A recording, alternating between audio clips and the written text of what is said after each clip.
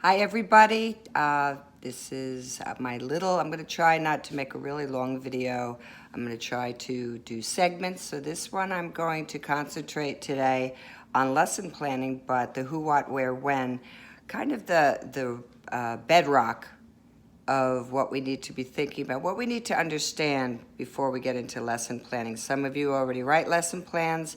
Some of you are already teachers.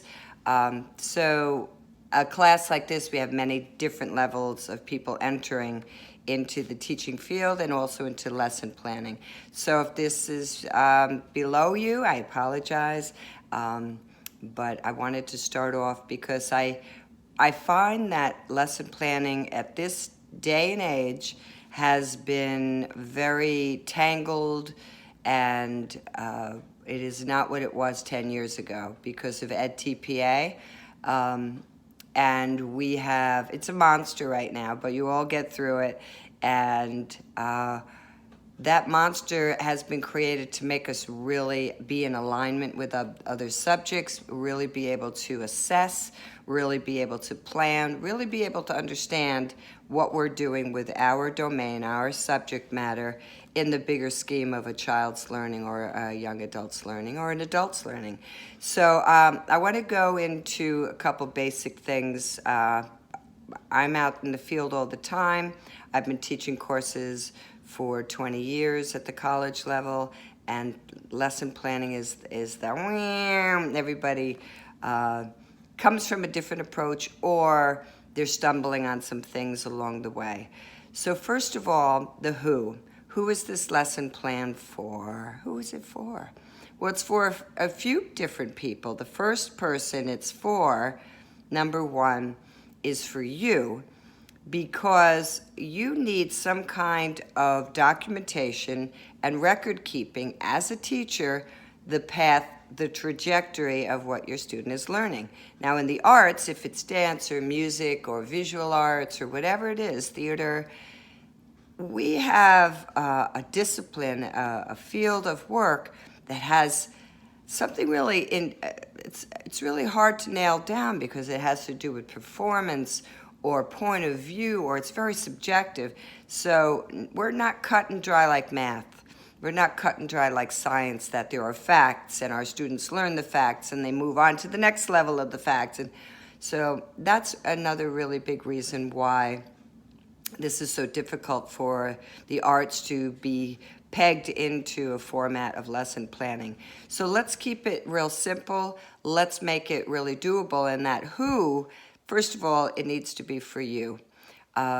If you are teaching at a school, elementary or high school, elementary, you may be responsible for K through second or third, or third grade to sixth grade, or you may have a school that you are K through 6. So your job as educator is to bring them along. I'm going to say that again.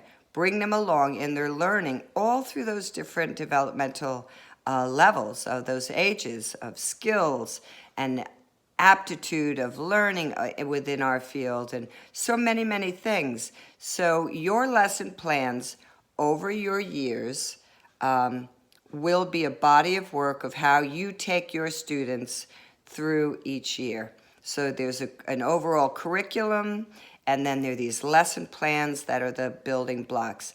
Some schools, the principals don't even require that building upon within the arts year after year after year. They're kind of assuming that we're hitting all the spots.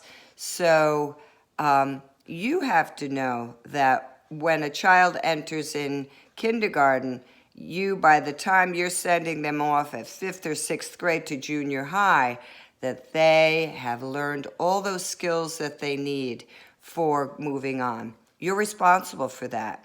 And what are those skills? Well, it's maybe different for you or your school or the curriculum that might have been handed to you or you develop or the state has given to you or the district has given to you. A lot of variables. So you need to be able to keep track of your third grader learning what do they know already that they may You may have brought them up from kindergarten to third grade. And what do they need in that third grade at their age level and at their skill level, their little hands or their minds or culturally or the world we live in, with all the things, the art part of it, even theater, music, to get them to fourth grade, then to get them to fifth grade. So there is sequential.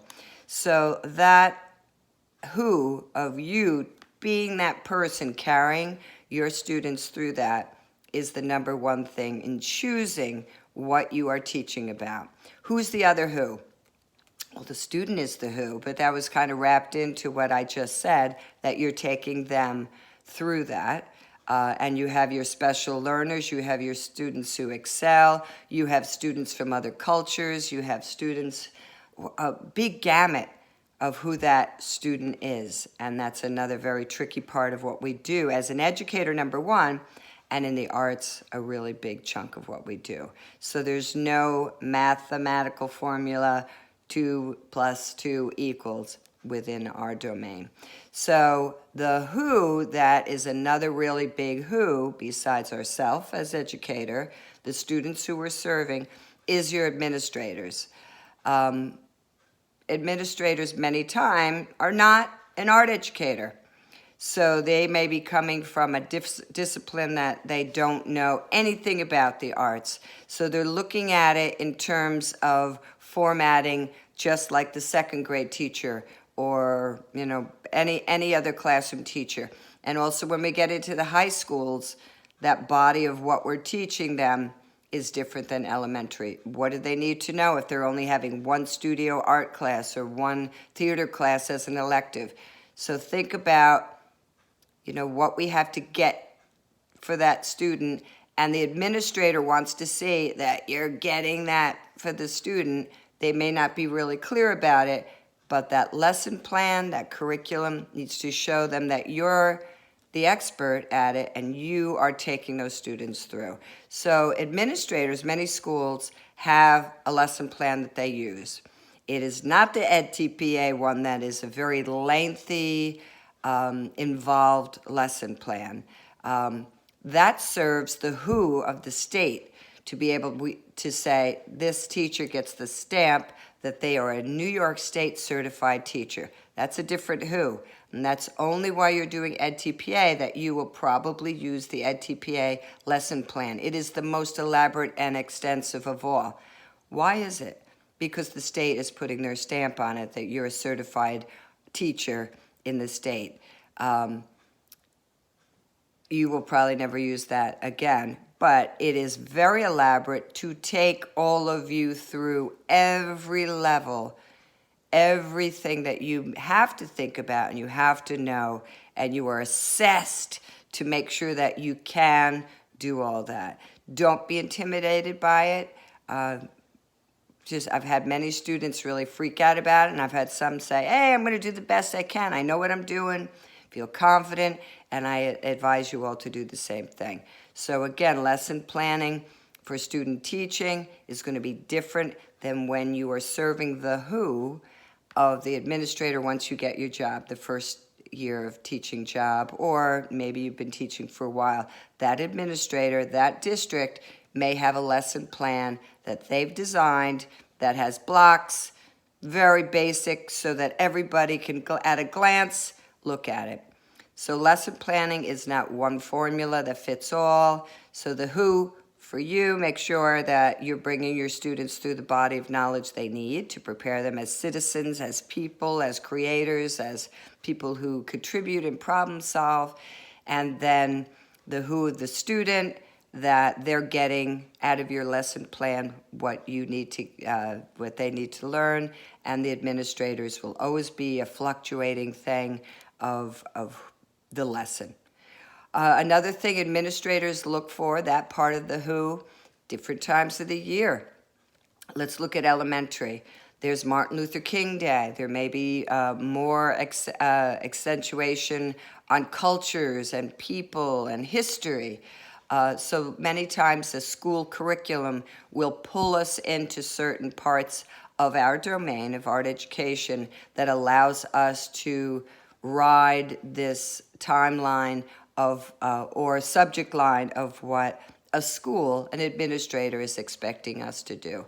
So lesson plans may fluctuate. One year it might be anti-bullying that the school is really talking about. So all of a sudden your lesson plans are looking at artwork that is about community, about people and treatment, and could be historic, it could be building of the future.